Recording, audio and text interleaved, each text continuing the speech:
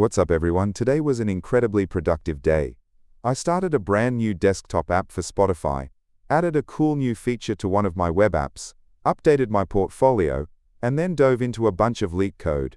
It was a marathon session, let's get into it. This is day 56 of coding every day until I hit 1K subs.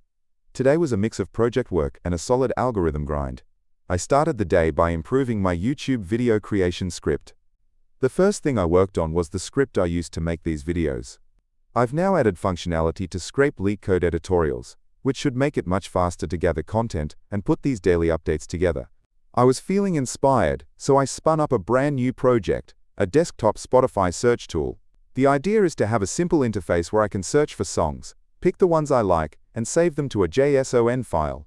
I'm using Python with PyQt6 for the GURN. The first version already has a good set of features. It searches as you type, displays album art, and lets you add songs to a selection grid. When you're done, you hit finish, and it saves all the track info. It also uses a.env file to keep my Spotify API credentials safe.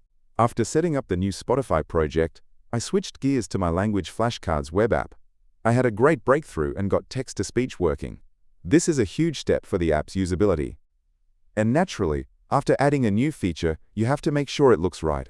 So I did a quick CSS update to style the new text-to-speech button, so it integrates cleanly with the rest of the page design. I also dedicated some time to professional development by updating my main GitHub profile's README. This is basically my developer portfolio, so I made sure it reflects all the latest skills and projects I've been tackling. Finally, I started an experiment with a new tool I'm calling Cline X Voice. The goal is to build a bridge that lets my VS Code extension Cline interact with language models through their web interface, but with added text-to-speech feedback. It's a bit ambitious, but I made an initial attempt at the core structure today. Alright, after all that project work, I switched over to LeetCode. First up is problem 1432, max difference you can get from changing an integer. Spoiler alert, I'll be explaining my solution next.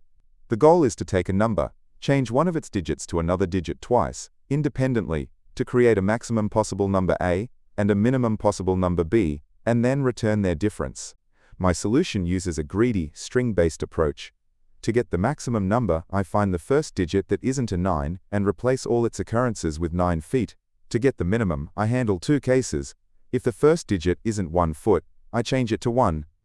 Otherwise, I find the first digit after the initial ones that isn't a 0 or 1, and change it to 0 feet. This approach directly constructs the largest and smallest possible numbers. Next up is problem 2566, maximum difference by remapping a digit.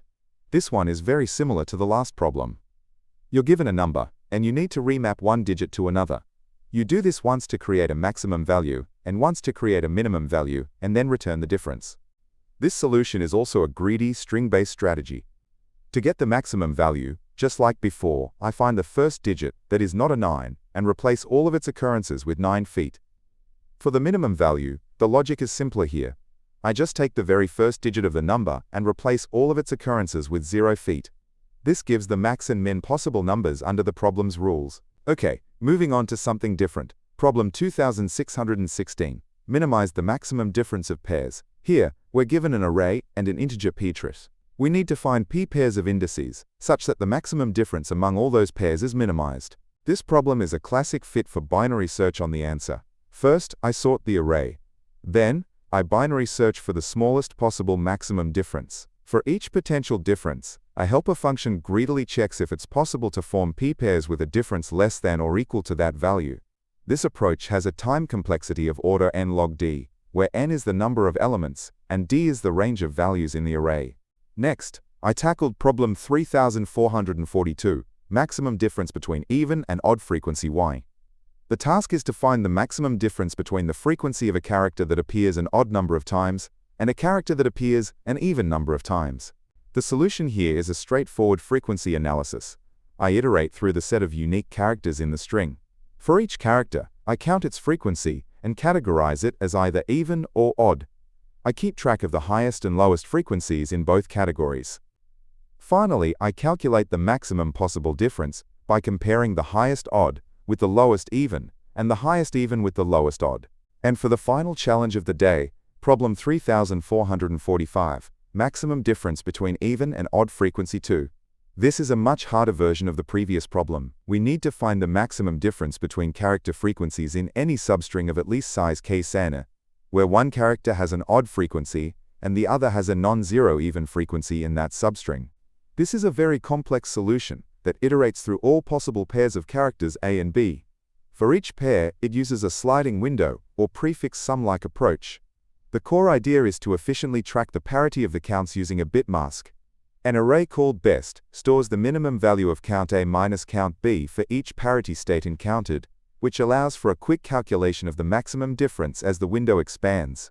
The overall complexity is high due to the nested loops over the character set. What a day!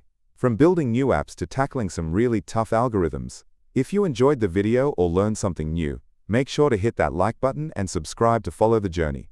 Let me know in the comments which project you thought was coolest, or if you have a different approach to any of the LeetCode problems. And if you want to support the channel, you can do so over at buymeaboba.com. Link is in the description. Thanks for watching, and I'll see you tomorrow.